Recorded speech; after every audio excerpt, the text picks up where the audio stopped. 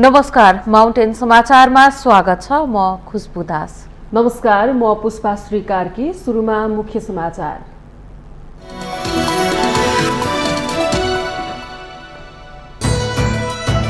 America, Europe र भारतमा corona संक्रमणको दरले नयाँ रेकर्ड कायम गर्दै समय छँदै सचेत हुन नसके नेपाली नागरिकको स्वास्थ्य ठूलो जोखिममा पर्ने स्वास्थ्यविदहरूको भनाई। देउबा नेतृत्वको सरकारको 6 महिना पूरा, जनभावना अनुरूप काम हुन सकेन। गठबन्धनलाई रिझाउन र भागबण्डा मिलाउनमै व्यस्त सरकार, पहिरोको काग जस्तै रुमलिएको विश्लेषण। सरकार अनावश्यक लकडाउन गर्ने पक्षमा नरहेको स्वास्थ्य मन्त्री विरोध खतिवड़ाको स्पष्टोक्ति। माघ महिनामा बुस्टर डोजको अभियान नै चलाउने प्रतिबद्धता। निर्वाचन आयोगले बोलाएको सर्वदलीय बैठक आज बस्दै। स्थानीय तहको निर्वाचन, राष्ट्रिय सभाको निर्वाचन र मतदाता नामावली अध्यावधिक बारे छलफल हुने। मध्य तराईका जिल्लाहरूमा हावाहुरी तथा शीतलहरका कारण जनजीवन कष्टकर बन्दै। हिँडडुल गर्न समेत समस्या। चिसो प्रभावित स्थानीयहरूद्वारा सरकारसँग राहत माग। भारतको पश्चिम बंगाल स्थित जलपाईगुडीमा भएको रेल दुर्घटनामा मृत्यु हुनेको संख्या 5 पुग्यो। 45 जना घाइते मध्ये अधिकांशको अवस्था गम्भीर। र ए डिभिजन लिग फुटबलमा आजदेखि 9 चरणका खेल हुँदै। पहिलो खेल एपीएफ र हिमालयन तथा दोस्रो खेल मनाङ मर्स्याङ्गी र सातबाटी युथ क्लब बीच हुने।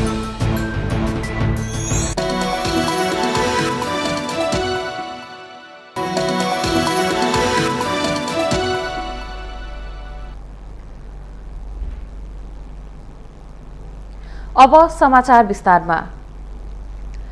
संसारभर कोरोनाको ओमिक्रोन भेरिएन्टको संक्रमण रफ्तारमा फैलिरहेको छ। युरोप र अमेरिका सहित छिमेकी देश भारतमा पनि प्रत्येक दिन कोरोना संक्रमणको दरले नयाँ रेकर्ड कायम गरिरहेको छ। नेपाल भारत बीचको खुला सिमाना र बाक्लो आवत जावतका कारण त्यसको असर छिट्टै नेपालमा पनि देखिने भन्दै स्वास्थ्यविदहरूले समयमै सतर्क रहन आग्रह गरिरहेका छन्। यता सरकारले विज्ञप्ति निकालेर स्वास्थ्य मापदण्ड पालन गराउने औपचारिकता बाहेक ठोस तयारी गरेको देखिँदैन। कोरोनाको ओमिक्रोन भेरिएन्टको संक्रमण बढ्दै गएको बारे सर्वत्र चिन्ता बढेको देखिन्छ। ओमिक्रोनको संक्रमण नेपालमा पनि समुदाय स्तरमा फैलिसकेको पुष्टि स्वयं स्वास्थ्य मन्त्रालयले गरेको छ। त्यसैले होला नागरिकहरूमा कोरोना संक्रमणले कस्तो रूप लिने हो भनेर एक प्रकारको त्रास देखिएको छ। कोरोनाकै कारण झण्डै 2 वर्षदेखि थला परेको उद्योग व्यवसाय तङ्ग्रिन थालेको बेला पुनः कोरोना संक्रमण फैलने त्रासमा उद्योगी व्यवसायी पनि छन्। लकडाउन हुन्छ कि हुँदैन भनेर सर्वत्र चासो बढेको छ। सरकारले ओमिक्रोन लगायत कोरोनाका अन्य भेरिएन्टको संक्रमण फैलिन नदिन के कस्तो तयारी गरेको छ भनेर नागरिकले चासो बढाउन थालेका छन्। विश्व स्वास्थ्य संगठनले डेल्टा र ओमिक्रोनको मिश्रणबाट सुनामी नै आउन सक्ने चेतावनी दिएको छोटो समयमै संसारभर कोरोनाको संक्रमण निकै उच्च दरमा फैलिरहेको छ। दक्षिण अफ्रिकी मुलुक सहित अमेरिका, युरोप र छिमेकी देश भारतमा कोरोना संक्रमणको दरले हरेक दिन नयाँ रेकर्ड कायम गरिरहेको बेला नेपालले समयमै उच्च सतर्कता नअपनाउने हो भने पुनः अवस्था नियन्त्रण भन्दा बाहिर जाने देखिएको छ। किनकि कोरोनाको पहिलो र दोस्रो लहरबाट जोगिएका नागरिकको स्वास्थ्य पुनः उच्च जोखिममा परिसकेको छ। स्वास्थ्य मन्त्रालयले एक विज्ञप्ति निकालेर आम नागरिकका लागि के गर्न हुने, के गर्न नहुने भनेर सामान्य शर्तहरू सार्वजनिक गरे पनि त्यस बाहेक ठोस रणनीतिका साथ अघि बढ्न सकिरहेको छैन। छिमेकी मुलुक भारतमा कोरोनाको तेस्रो लहरले भयावह रूप देखाउन थालिसकेको छ। तर अहिलेसम्म पनि नेपाल सरकारले सीमा क्षेत्रमा हुने आवागमनलाई व्यवस्थित गर्ने सुरुवात समेत गरेको देखिँदैन। विगतबाट पाठ सिकेर सीमा क्षेत्रमा हुने आवागमनलाई समयमै व्यवस्थित र सुरक्षित बनाउन सके नेपालमा कोरोना संक्रमणको जोखिम निश्चित रूपमा घट्नेछ। यता त्रिभुवन अन्तर्राष्ट्रिय विमानस्थल भएर नेपाल भित्रिनेहरूलाई स्वास्थ्य मापदण्ड पालना गर्न लगाउनु पर्ने अनिवार्य भइसकेको छ। यससँगै देशभित्र स्वास्थ्य जाँचलाई प्रभावकारी बनाउनु पर्ने आजको टटकारो आवश्यकता हो।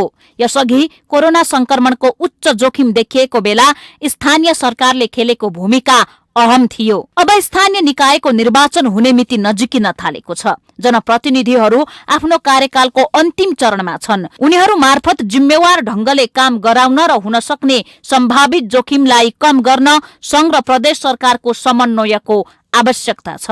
कोरोनाको लक्षण देखिएका नागरिकको परीक्षण एवं स्वास्थ्य जाँच सहज र सर्वसुलभ हुनुपर्छ। देशभित्र आवश्यकता अनुसार क्वारेन्टाइन बस्न सक्ने व्यवस्था हुन जरुरी छ भने सीमा क्षेत्र वा अन्तर्राष्ट्रिय विमानस्थल भएर आउनेहरूका लागि होल्डिङ सेन्टरको व्यवस्था गर्न सके कोरोना संक्रमणको जोखिम स्वतः कम हुनेछ। जनताको जीवन रक्षा गर्ने काम सरकारको पहिलो प्राथमिकतामा पर्नुपर्छ। यो राज्यको जिम्मेवारी पनि हो। अन्यथा यत्रतत्र कोरोना फैलिए पुनः नागरिकहरू अक्सिजन र अस्पतालमा शय्या नपाएर छटपटिनु पर्ने अवस्था आउने निश्चित छ। त्यसैले WHO र नेपाल सरकारले निर्धारण गरेका स्वास्थ्य मापदण्डको पालना गर्नु जनताको पनि कर्तव्य हो। साथै सरकारले हुन सक्ने सम्भावित क्षति कम गर्न बेलैमा तयारी थाल्नुको विकल्प छैन।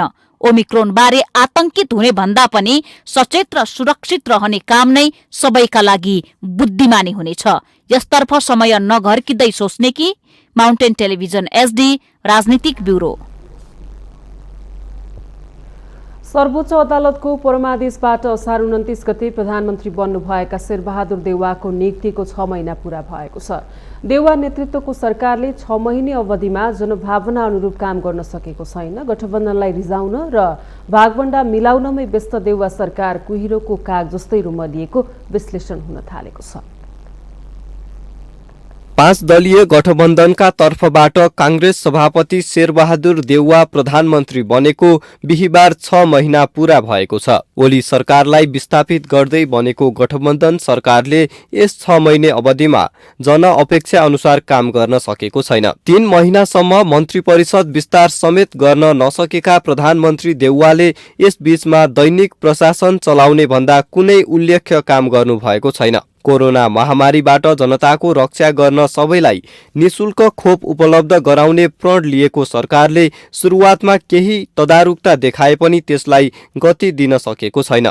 कोरोना संक्रमण दिनानुदिन बढ्दै जाँदा त्यसको नियन्त्रण र खोप व्यवस्थापनमा सरकार अझै गम्भीर बन्न सकेको छैन। गठन भएको झण्डै 1 महिनामा अनेक महत्वाकांक्षा सहित ल्याएको न्यूनतम साझा कार्यक्रम समेत सरकारले बिर्सिसकेको अवस्था छ। कठिन मोडबाट बनेको सरकारले आगामी दिनमा सहज ढङ्गबाट सबै कुरा ठिकठाक गर्छ भनेर जुन अपेक्षा थियो त्यो अपेक्षा अलिक अपूर्ण नै छ। भलै यहाँले भने जस्तै जनअपेक्षा अनुसार छिटो हुनुपर्ने, छरितो हुनुपर्ने, जनतालाई सन्तुष्ट बनाउनु पर्ने कुरामा भने यो सरकारको आफ्नो बजेट पनि होइन यो र यो सरकारको आफ्नो नीति तथा कार्यक्रम पनि कार्यान्वयन गर्नका लागि केही समस्याहरू देखा परेको हुनाले केही जनअपेक्षाहरू अझै पनि गुनासोयुक्त नै छन्। यस अवधिमा देउवा स्कटल्यान्डमा आयोजित विश्व जलवायु सम्मेलनमा जानुभयो भने भारत जाने कार्यक्रम कोरोनाको बढ्दो संक्रमणका कारण रोकियो। यस बीचमा गठबन्धन नेतृत्वकर्ता नेपाली कांग्रेसले र सत्ता साझेदार माओवादी केन्द्रले महाधिवेशन सम्पन्न गरे। शक्ति सन्तुलनमा चतुर देउवाले सत्ताको शक्तिले पार्टीमा आफूलाई अझ बलियो पार्नुभयो। पछिल्लो समय नेपाली भूमिमा भारतले बनाइरहेको बाटो विस्तारका बारेमा भारतीय प्रधानमन्त्रीले सार्वजनिक रूपमै बोले पनि त्यसको प्रतिवादमा सरकारले केही बोल्न सकेको छैन। देउवालाई प्रधानमन्त्री बनाउन परमादेश दिने निर्णयसँगै मन्त्रीमण्डलमा प्रधान न्यायाधीशले भाग खोजेको सार्वजनिक भयो। आलोचना बढेपछि प्रधान न्यायाधीशको सिफारिसमा मन्त्री भएको भनिएका गजेन्द्र बहादुर हमालले पदबाट राजीनामा दिए पनि प्रसङ्ग सेलाएको छैन। बरु सर्वोच्च अदालत परिसरमा प्रधान न्यायाधीशको राजीनामा माग्दै दिनहुँ हुने विरोधले न्यायालयको कुरूपतालाई उदाङ्गो पारेको छ। मेरो बुझाइमा के हो भने प्रतिनिधि सभालाई पुनर्स्थापन गरेको 6 महिनालाई निरन्तरता दिएको छ यो सरकारले। पहिलो कुरा त्यो भएको छ। दोस्रो कुरा के हो भने सर्वोच्च अदालतको फैसलाको सम्मान गरेको छ। यसले आएर बसेर कमसेकम उहाँकै नेतृत्वमा हुनुपर्छ भनेको हुनाले सम्मान भएको छ।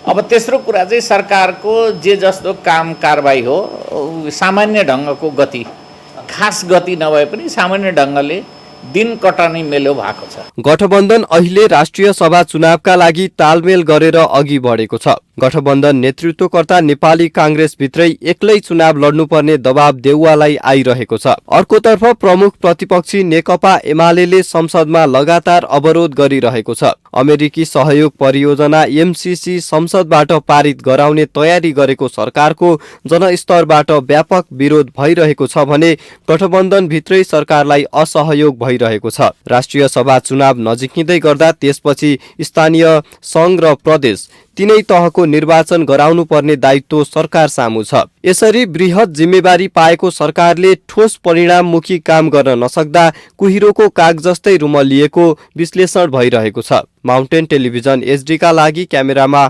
निखिल कपालीका साथमा सुजन चालिसेको रिपोर्ट। स्वास्थ्य तथा जनसङ्ख्या मन्त्री विरोध खतिवडाले सरकार अनावश्यक लकडाउन गर्ने पक्षमा नरहेको प्रश्न पार्नु भएको छ। बिहिबार कीर्तिपुर अस्पतालमा आयोजित कार्यक्रमपछि मन्त्री खतिवडाले अनावश्यक लकडाउन गर्ने पक्षमा नरहेको स्पष्ट गर्नुभएको हो। यसअघि अन्य देशहरूको शैली अनुसरण गरेर लकडाउन गरे पनि अब आवश्यकता अनुसार मात्र त्यसो गरिने मन्त्री खतिवडाको भनाइ छ। उहाँले अघिल्ला लकडाउनबाट देशको आर्थिक, सामाजिक र शैक्षिक क्षेत्रमा धेरै असर गरेको भन्दै अब कोरोना नियन्त्रण र रोकथाम छुट्टै ढङ्गले गर्नुपर्नेमा जोड दिनुभयो।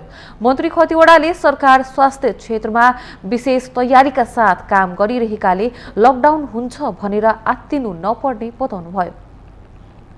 केही पर्सेन्ट मृत्यु दरले 2-4 जनाको घटायो होला भन्ने अनुमान गर्न सकिएला, तर त्यसले परेको शैक्षिक क्षेत्रको क्षति, औद्योगिक क्षेत्रको क्षति, राष्ट्रमा भएको राजस्वको क्षति, त्यसले त्यो राजस्वले देशमा गर्नुपर्ने अनेकौं सामाजिक क्षेत्रका कामहरूलाई पुगेको क्षति, यस्तो त्यो नदेखिने क्षतिहरू त्यो मृत्युभन्दा पनि अझ भयावह ढङ्गले चाहिँ नि राष्ट्रले क्षति बिहोर्न परिरहेको छ। त्यसकारणले अब हामी आत्तिएर मात्तिएर लकडाउन नै समाधान हो भन्ने पक्षमा हामी छैनौँ।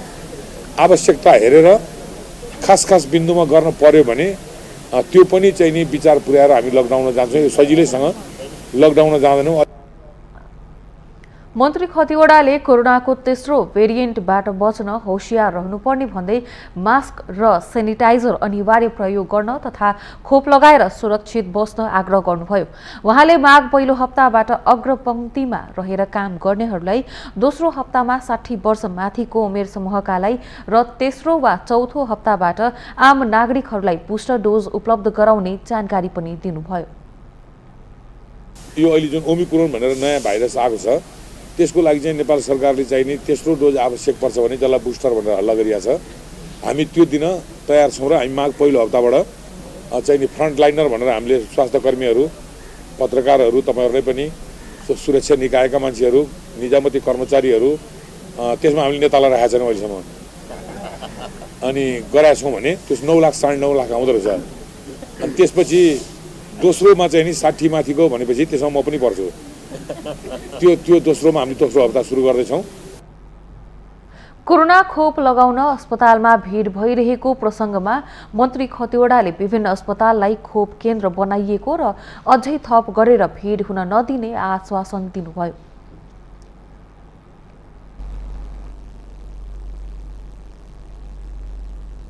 शिक्षा, विज्ञान तथा प्रविधि मन्त्री देवेन्द्र पौडेलले माफियाहरूबाट राज्य नडराउने प्रश्न पार्नु भएको छ। चिकित्सा शिक्षाका विद्यार्थीहरूमाथि भएको दुर्व्यवहारको बारेमा विभिन्न राजनैतिक दलका विद्यार्थी संगठनहरूले बुझाएको ज्ञापन पत्र बुझ्दै मन्त्री पौडेलले कसैको धम्की र दबाव सरकारलाई मान्ने नहुने प्रश्न पार्नु भएको हो। उहाँले कानुन सम्मत काम नगरी विद्यार्थीबाट जथाभावी शुल्क लिएको पाइए कानुन बमोजिम कारबाही गर्ने बताउनुभयो। मन्त्री पौडेलले शिक्षा मन्त्रालय यी कुरामा मुखदर्शक भएर नबसेको भन्दै यस विषयमा कारबाही अघि बढाउने पनि बताउनुभयो।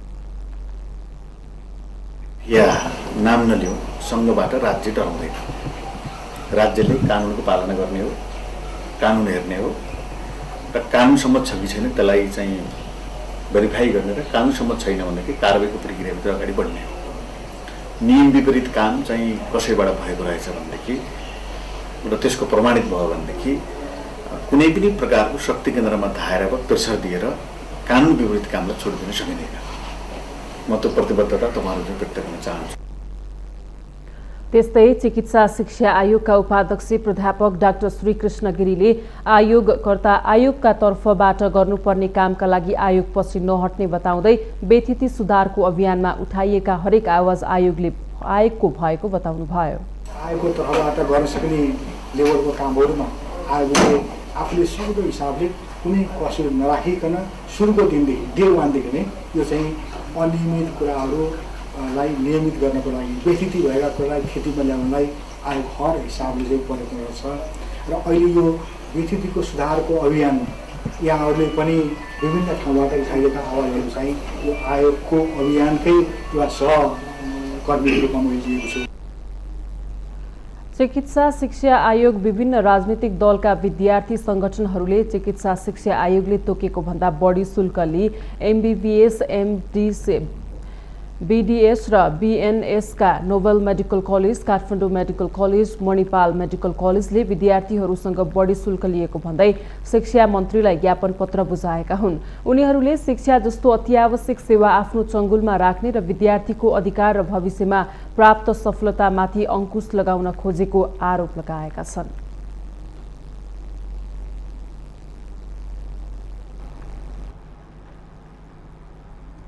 नेकपा माओवादी केन्द्रका नेता एवं पूर्व सभामुख कृष्ण बहादुर मोहराले माओवादी बिना देश नै नचल्ने दावी गर्नुभएको छ। बिहिबार दाङको तुलसीपुर उपमहानगरपालिका 18 को पार्टी कार्यालय उद्घाटन कार्यक्रममा बोल्दै उहाँले माओवादी देशको महत्वपूर्ण शक्ति भएको समेत जिकिर गर्नुभयो। माओवादी पार्टी श्रमिक जनताको पार्टी भएको उहाँको भनाइ छ। पार्टीले पूर्व जनमुक्ति सेना, घाइते अपाङ्ग र बेपत्ताको लागि काम गर्दै आएको भए पनि अहिले त्यसको विषयमा अन्तर्राष्ट्रिय लडाई भएको बताउनुभयो। उहाँले बेपत्ताहरू खोजबिन गर्ने कमिटी बनेको भन्दै त्यसले काम गर्न सुरु गरेको उल्लेख गर्नुभयो।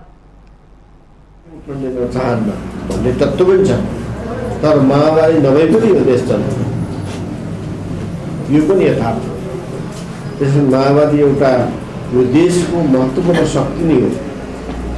महत्त्वपूर्ण शक्ति भनेर काम गर्न सकेदैन भन्ने यथार्थ बुझ्नु जरुरी छ।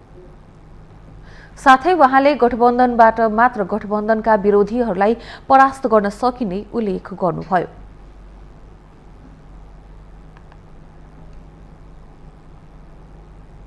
माउन्टेन समाचारमा पालो भएको छ विश्रामको।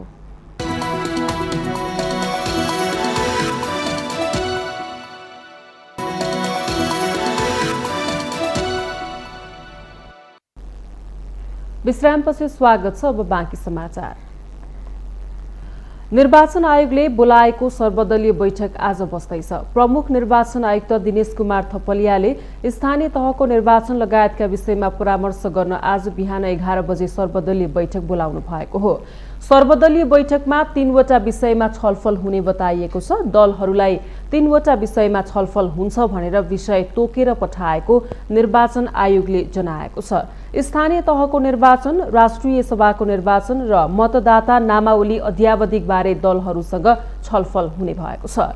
सरकारलाई परामर्श दिनु अघि आयोगले राजनीतिक दलहरूसँग परामर्श गर्न बैठक आह्वान गरेको हो। निर्वाचन कानूनमा सरकारलाई आयोगले परामर्श दिनुपर्ने व्यवस्था छ। बैठकमा संघ, प्रदेश र स्थानीय तहमा प्रतिनिधित्व गर्ने 17वटा राजनीतिक दललाई उपस्थित हुन पत्राचार गरेको आयोगले जनाएको छ। राष्ट्रिय सभामा रिक्त 19 जना सदस्यको निर्वाचनमा आगामी माघ 12 गते हुँदैछ। हाल आयोगले उक्त निर्वाचन सम्बन्धी आचार संहिता लागू गरेको छ। यस्तै स्थानीय तहको पदाधिकारीको पदावधि 2079 जेठ 5 गते सकिँदैछ। स्थानीय तह निर्वाचन ऐन अनुसार पदावधि सकिनुभन्दा 2 महिना अघि नै निर्वाचन गरिसक्नुपर्ने व्यवस्था छ। संविधानमा भने पदावधि सकिएको 6 महिनाभित्र निर्वाचन गर्नुपर्ने प्रावधान छ। आयोगले पनि पदावधि सकिनु अघि नै स्थानीय निर्वाचन जेठ 14 देखि 22 गतेसम्म गर्नुपर्ने प्रस्ताव सरकारलाई राखेको छ।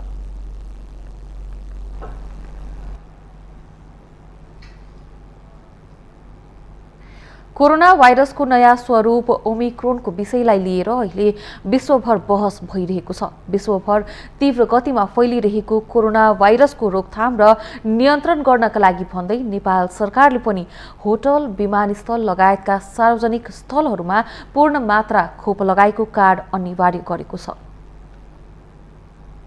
विश्वभर आतंक मच्चाइरहेको कोरोना भाइरसको महामारीले नयाँ स्वरूप परिवर्तन गरिरहेको छ। भाइरस संक्रमण नियन्त्रण गर्न भन्दै सरकारले कोरोना विरुद्धको पूर्ण मात्रा खोप लगाएको कार्ड बोकेर मात्रै सार्वजनिक स्थलहरूमा जान आग्रह गरेको छ। यस्तो निर्णयपछि प्रत्येक व्यक्तिहरूले खोप लगाउने छन् र खोप अभियान पनि सहज रूपमा पूरा हुन सक्नेछ भन्ने आशा सरकारले राखेको छ। अहिले पछिल्लो समय सरकारले माघ 7 गते पछि कुनै पनि ठाउँमा सार्वजनिक स्थलमा प्रवेश गर्दा कोभिड-19 विरुद्धको पूर्ण मात्रा खोप लगाएको कार्ड बिना प्रवेश निषेध गर्ने गरी तयारी अगाडि बढाएको छ। यो भनेको तपाईँ हामी सबै सर्वसाधारणहरू कोभिड-19 को सङ्क्रमणबाट जोगिन सक्ने, जोखिमपूर्ण अवस्थाबाट जोगिन सक्ने वातावरण बनोस् भन्नका लागि हो। सरकारले सार्वजनिक स्थलहरूमा पूर्ण मात्रा खोप लगाएको कार्ड अनिवार्य गरेपछि भने अस्पतालहरूमा खोप लगाउन आउने मानिसहरूको संख्या लगभग दोब्बर बढेको अस्पतालहरूले जनाएका छन्। जोन्सन, भेरोसेल तथा कोभिसिल्ड खोप लगाउने व्यक्तिहरूको संख्या अधिकतम रहेको शुक्रराज ट्रपिकल तथा सरुवा रोग अस्पतालका सूचना अधिकारी डाक्टर नवराज गौतमले बताउनु भएको छ। अब हाम्रो खोप अभियान चाहिँ नेपाल सरकारले खोप कार्डलाई अनिवार्य गरेपछि, सार्वजनिक स्थलमा खोप कार्डलाई अनिवार्य गरेपछि हामी कहाँ चाहिँ एकदम धेरै नै तपाईँ भिड देख्न सक्नुहुन्छ। हिजो चाहिँ अघिल्लो दिन अस्ति हामीले 1054 जनालाई खोप लगायौँ भने हिजो हामीले 1564 जनालाई खोप लगायौँ, विभिन्न 3वटा भेरोसिल, कोभिसिल्ड र जोन्सन एन्ड जोन्सन गरेर। र यसमध्येमा सबभन्दा धेरै लगाउने चाहिँ जोन्सन, त्यसपछि भेरोसिल र कोभिसिल्डको हुनुहुन्छ। जनस्वास्थ्यका मापदण्ड कडाइका साथ पालना नभएकाले र खोप लगाएपछि कोरोना लाग्दैन भन्ने मानसिकताले कोरोना भाइरसको अधिक जोखिम बढेको विज्ञहरूको भनाइ छ। तसर्थ पूर्ण मात्रा खोप लगाएपछि पनि सबैले स्वास्थ्यका मापदण्ड पालना गर्नु भने अति आवश्यक छ। माउन्टेन टेलिभिजन HD का लागि बिन्दु अधिकारीको रिपोर्ट। माघ 7 गतेदेखि सार्वजनिक सेवा प्रवाहमा खोप कार्ड अनिवार्य गरेसँगै कोरोना विरुद्धको खोप लगाउनेको भिड बढेको छ। काठमाडौँ उपत्यकाका प्रशासन कार्यालयहरूले सार्वजनिक स्थानहरू प्रवेश गर्दा कोरोना विरुद्धको खोप लगाएको कार्ड हेरेर मात्रै प्रवेश दिने व्यवस्था गर्न आदेश गरेसँगै खोप लगाउनेहरूको भिड बढेको हो। माघ 7 गतेदेखि सरकारी कार्यालय, होटल, सिनेमा हल, रङ्गशाला, हवाई यात्रा, पार्क आदिमा प्रवेश गर्दा खोप लगाएको कार्ड अनिवार्य देखाउनु पर्ने भनिएको छ। यस्तो कार्ड मोबाइलमा फोटो खिचेको भए पनि मान्यता हुनेछ। बिहिबार टेकु अस्पतालमा धेरै भिड देखियो। खोप लगाउनेहरूको भिडले जनस्वास्थ्यको मापदण्ड तथा भौतिक दूरी समेत कायम गर्न नसकेको दृश्य स्पष्ट देखिन्थ्यो। टेकु अस्पताल परिसरभन्दा बाहिर सडकसम्मै खोप लगाउनेहरूको लाइन थियो।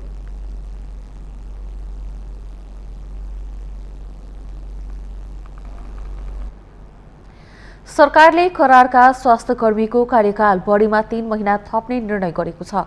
बिहिबार स्वास्थ्य मन्त्रालयमा बसेको सचिव स्तरीय बैठकले कोभिड-19 को रोकथाम, नियन्त्रण तथा उपचार गर्न स्वीकृत दरबन्दी अनुसार रिक्त भएको पदमा बढीमा 3 महिनाका लागि करार अवधि थप गर्ने निर्णय गरेको हो। स्वास्थ्य आपतकालीन कार्य सञ्चालन केन्द्रले पछिल्लो समय कोरोना संक्रमण बढेकाले जनशक्ति अभाव हुन नदिन करारका कर्मचारीको म्याद थप गरेको जनाएको छ। कोरोना रोकथाम, नियन्त्रण तथा उपचार गर्न स्वीकृत दरबन्दी अनुसार कुनै पद रिक्त भएमा तत्काल जनशक्ति व्यवस्थापन गर्न र करारमा भर्ना भएका स्वास्थ्य कर्मी कर्मचारीहरूको करार अवधि आवश्यक अनुसार माघ महिनादेखि बढीमा 3 महिनासम्म थप्न सकिने मन्त्रालयको स्वास्थ्य आपतकालीन कार्य सञ्चालन केन्द्रले जारी गरेको सर्कुलरमा उल्लेख छ। कोरोना संक्रमण बढेसँगै सरकारले स्वास्थ्य कर्मी र कर्मचारीको करार अवधि थप्न सक्ने निर्णय गरेको हो। यसअघि पनि कोरोना बढेको समयमा सरकारले करारमा कर्मचारी नियुक्ति गरेको थियो।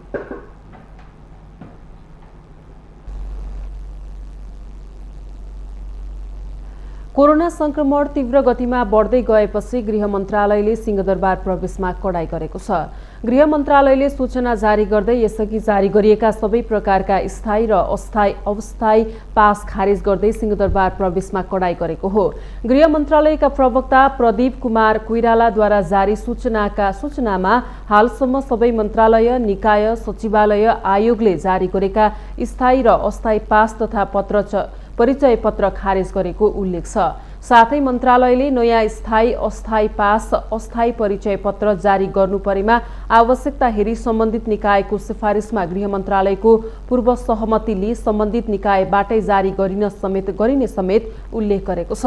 तर सरसफाइसँग सम्बन्धित व्यक्तिहरूको हकमा पूर्व जारी भएका पास र अस्थायी परिचय पत्रबाट नै प्रवेश दिने सूचनामा उल्लेख छ। यसैगरी पत्रकारहरूका लागि पनि सूचना विभागद्वारा जारी प्रेस पासका आधारमा प्रवेश दिने सूचनामा उल्लेख छ।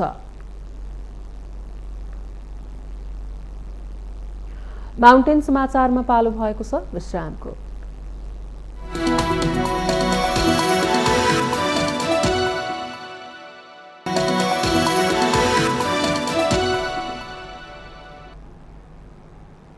विश्रामपछि स्वागत छ। अब बाँकी समाचार। केही दिनदेखि मध्य तराईका विभिन्न जिल्लाहरूमा चलेको हावाहुरी तथा शीतलहरका कारण जनजीवन कष्टकर बन्दै गएको छ। निरन्तरको शीतलहरका कारण बारा, पर्सा, रौतहट, सर्लाही लगायत जिल्लाको जनजीवन कष्टकर बन्दै गएको हो। एक हप्तादेखि निरन्तर चलेको शीतलहरका कारण बारा, पर्सा लगायत मध्य तराईको जनजीवन कष्टकर बनेको छ। शीतलहरका कारण मानिसहरूलाई हिडोल गर्न समेत समस्या भएको छ।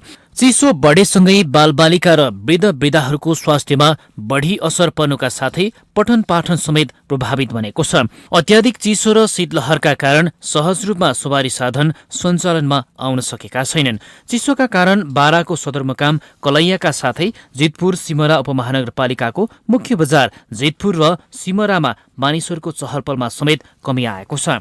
शीतलहरसँगै बढेको चिसोले पशु तथा बाली नालीमा पनि प्रभाव पारेको छ। बिहान र राति बाक्लो हुसु लाग्न थालेपछि जाडोबाट बच्न तराईका ग्रामीण भेगमा आगो बालेर घुर ताप्न थालिएको छ। हमनी के मजदूर आदमी बानी सन, कमाए खाए वाला आदमी बानी सन। खेती बाड़ी में काम लागता तो कमाता नहीं सन, न तो दिन भर घरे बैठल रहता नहीं सन। हमनी के ऐसा करी जी हाँ हमनी के जाड़ा ठंडा में उड़ना बिछौना सब चाहिए। ठंडी के मारे कथी करी सन, ठंडा में ना कुछ बा ओढ़े के ना एथी करे के, सब दुखाता ठंडी के मारे। सवारी साधन सञ्चालनमा समस्या र सम्भावित दुर्घटनाबाट बच्न ट्राफिक प्रहरी कार्यालय बाराले सवारी साधनहरूमा टल्कने गरी रातो स्टिकर टाँच्ने, निम्न गतिमा र गाडीको बत्ती बालेर आवाज जाँच गर्न आग्रह गरेको छ। साथै कार्यालयले स्पिड मिटरको समेत प्रयोग गरेको जिल्ला ट्राफिक प्रहरी कार्यालय बाराले जनाएको छ। यो अहिले पछिल्लो समयमा हामीले यो खालको अभियानै चलाएका छौँ। जस्तै विशेष गरेर ट्र्याक्टरमा भयो, अनि यो अन्य बसहरूमा भयो, इभन हामीले त मोटरसाइकलमा पनि यो खालको टाँच्ने पनि, साइकलमा पनि यो टाँच्नलाई हामीले झन्डै 500 हालेर यो खालको स्टिकर टाँच्यौँ र अहिले यो टाँच्ने क्रम यथावत चलिरहेको छ। चिसो बढेपछि बालबालिका र वृद्धवृद्धाहरूको स्वास्थ्यमा बढी असर परेको छ। चिसोबाट बालबालिकामा निमोनिया र वृद्धवृद्धाहरूमा दमखोकीको असर देखा परेको चिकित्सकहरूको भनाइ छ। निमोनिया, कोल्ड डायरिया त्यो त भइरहेछन्। अलिक सबभन्दा बढी असर ब्लड प्रेसरको हाई ब्लड प्रेसर, मधुमेह। शीतलहरका कारण बाराको सिमरा विमानस्थलको उडान समेत प्रभावित बन्ने गरेको छ। जाडोको समयमा विभिन्न सङ्घ संस्थाहरूले राहत स्वरूप कम्बल वितरण गरेको भए पनि सरकारी निकायहरूबाट अहिलेसम्म पहल नभएको स्थानीयहरूको गुनासो छ।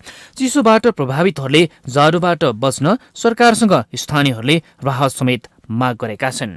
माउन्टेन टेलिभिजन एसडीका लागि बारा सहकर्मी श्याम गुप्ताको रिपोर्ट। प्रधान न्यायाधीश सोलेन्द्र शमशेर जबराको राजीनामा माग गर्दै कानून व्यवसायीहरूले बिहिबार पनि विरोध प्रदर्शन गरेका छन्। बिहिबार सर्वोच्च अदालत बार परिसरमा नेपाल बार एसोसिएसन, सर्वोच्च अदालत बार एसोसिएसन, विशेष अदालत बार एसोसिएसन लगायतका पदाधिकारी तथा कानून व्यवसायीहरूले विरोध प्रदर्शन गरेका हुन्।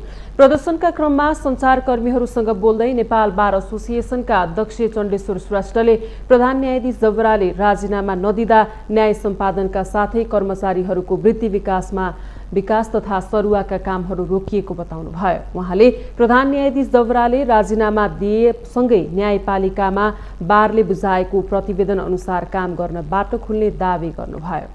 नआएको कारणबाट सम्पूर्ण कामहरू ठप्प भइरहेको स्थितिमा त्यो चिज निकास दिनको लागि उहाँको बहिर्गमन, उहाँको राजीनामा आवश्यक छ र त्यो दिलाउनको लागि हामीहरूले जो आन्दोलन उठाएका थियौँ उहाँको राजीनामाको साथसाथै जुन दिनमा उहाँले राजीनामा दिनुहुन्छ त्यो दिनबाट न्यायपालिकाका सुधारको लागि हामीले जो प्रतिवेदन दिएका थियौँ त्यो प्रतिवेदन कार्यान्वयनको लागि बाटो खुल्छ।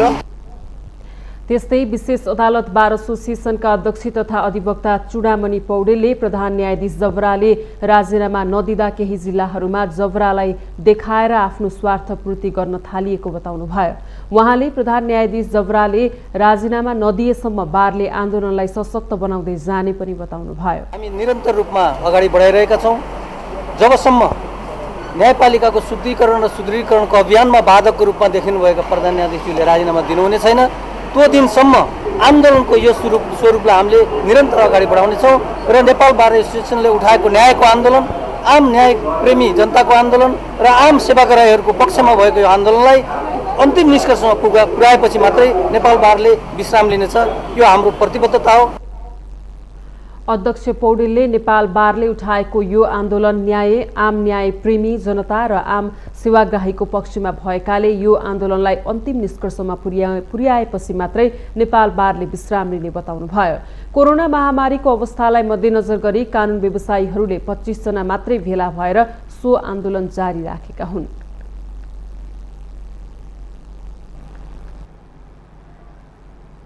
नेपाल राष्ट्र बैंकले 20 वर्षसम्म लिन बुझ्न नआएका र दावी नपरेका निक्षेप अनक्लेम्ड डिपोजिट राष्ट्र बैंकको बैंकिङ विकास कोषमा जम्मा गर्न निर्देशन दिएको छ।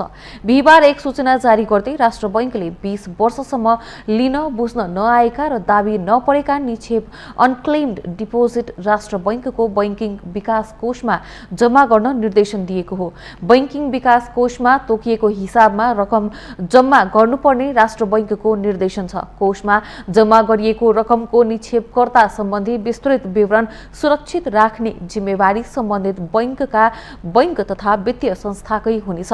प्रक्रिया पूरा गरेर कोषमा जम्मा भएको रकम उपर निक्षेपकर्ता र उसको हकवालाबाट प्रमाण सहित दावी परेमा बैंक तथा वित्तीय संस्थाले राष्ट्र बैंकमा दावी पेश गर्न सक्नेछन्। यस्तो दावी आएमा बिना ब्याज बैंक तथा वित्तीय संस्थालाई रकम फिर्ता हुने राष्ट्र बैंकले जनाएको छ।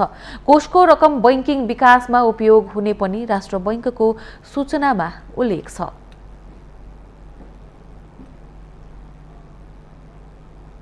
हामीसँग आर्थिक अन्तर्राष्ट्रिय र खेल समाचार बाँकी नै छन्। माउन्टेन समाचारमा पुनः पालो भएको छ विश्रामको।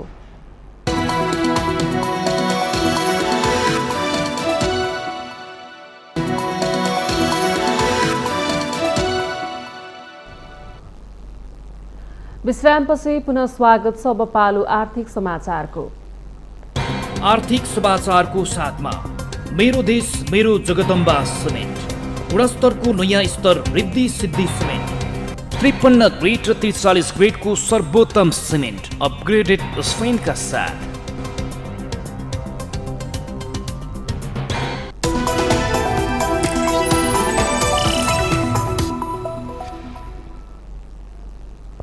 बुधबार दोहोरो अङ्कले घटेको शेयर बजार सातकको अन्तिम कारोबार दिन बढेको छ।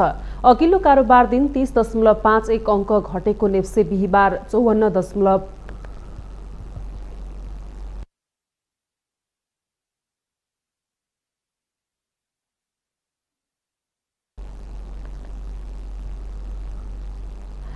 नेप्से बढे पनि कारोबार रकम भने घटेको छ। अघिल्लो कारोबार दिन 8 अर्ब भन्दा बढीको शेयर कारोबार भएको बजारमा बिहिबार 224 कम्पनीका 1,18,34,000 किता शेयर खरिद बिक्री हुँदा कारोबार रकम 6,66,97,00,00,000 रुपैयाँ रहेको छ। शेयर बजारका 13 उपसमूह मध्ये 12 उपसमूहको परिसूचक बढेको छ। बिहिबार जलविद्युत उपसमूहको परिसूचक सर्वाधिक 4.9% बढेको छ। त्यसैगरी लगानी वित्त र लघुवित्त उपसमूहको परिसूचक 3% भन्दा बढी बढेको छ। कारोबार रकमका आधारमा बिहिबार अपर तामाकोसी शीर्ष स्थानमा रहेको छ। सो कम्पनीको 34,31,00,000 रुपैयाँ बराबरको शेयर कारोबार भएको छ। त्यसैगरी अपी पावर, नेपाल इन्फ्रास्ट्रक्चर बैंक र HIDCL को 21 करोड भन्दा बढीको शेयर कारोबार भएको छ। मध्य भोटेकोसीको शेयर बिहिबार पनि सकारात्मक सर्किट लेभलमा कारोबार भएको छ। त्यसैगरी mountain hydro, Karnali development bank र शिवश्री हाइड्रो पावरको शेयर मूल्य 9% भन्दा बढीले बढेको छ। नारायणी डेभलपमेन्ट बैंक र राष्ट्रिय बीमा कम्पनीको शेयर मूल्य भने 1%ले घटेको छ।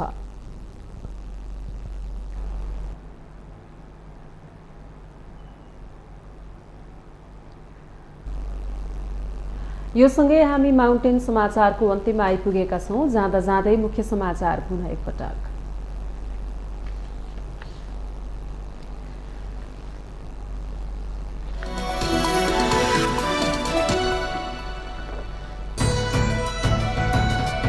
अमेरिका, युरोप र भारतमा कोरोना संक्रमणको दरले नयाँ रेकर्ड कायम गर्दै समय छँदै सचेत हुन नसके नेपाली नागरिकको स्वास्थ्य ठूलो जोखिममा पर्ने स्वास्थ्यविदहरूको भनाइ। देउबा नेतृत्वको सरकारको 6 महिना पूरा जनभावना अनुरूप काम हुन सकेन। गठबन्धनलाई रिझाउन र भागभण्डा मिलाउनमै व्यस्त सरकार कुहिरोको काग जस्तै रुमलिएको विश्लेषण। सरकार अनावश्यक लकडाउन गर्ने पक्षमा नरहेको स्वास्थ्य मन्त्री विरोध खतिवड़ाको स्पष्टोक्ति। माघ महिनामा बुस्टर डोजको अभियान नै चलाउने प्रतिबद्धता। निर्वाचन आयोगले बोलाएको सर्वदलीय बैठक आज बस्दै। स्थानीय तहको निर्वाचन, राष्ट्रिय सभाको निर्वाचन र मतदाता नामावली अध्यावधिकबारे छलफल हुने। मध्य तराईका जिल्लाहरूमा हावाहुरी तथा शीतलहरका कारण जनजीवन कष्टकर बन्दै हिँडडुल गर्न समेत समस्या। चिसो प्रभावित स्थानीयहरूद्वारा सरकारसँग राहतको माग। भारतको पश्चिम बङ्गाल स्थित जलपाइगुडीमा भएको रेल दुर्घटनामा मृत्यु हुनेको संख्या 5 पुग्यो। 45 जना घाइते मध्ये अधिकांशको अवस्था गम्भीर। र ए डिभिजन लिग फुटबलमा आजदेखि 9 चरणका खेल हुँदै। पहिलो खेल एपीएफ र हिमालयन तथा दोस्रो खेल मनाङ मोर्स्याङ्दी र सातबाची युथ क्लब बीच हुने।